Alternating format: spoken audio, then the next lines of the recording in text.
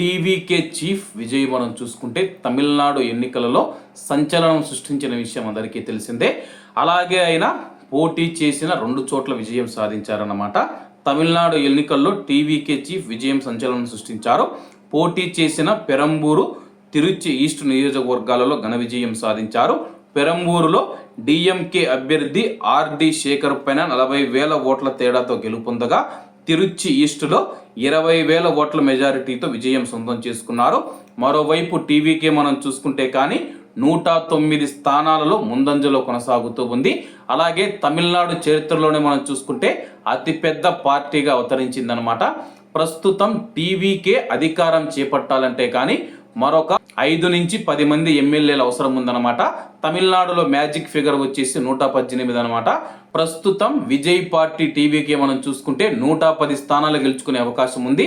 మరొక 8 ఎమ్మెల్యేలు కానీ టీవీకే వైపు వస్తే కానీ తమిళనాడు సీఎంగా మనం చూసుకుంటే విజయ్ను చూడవచ్చు.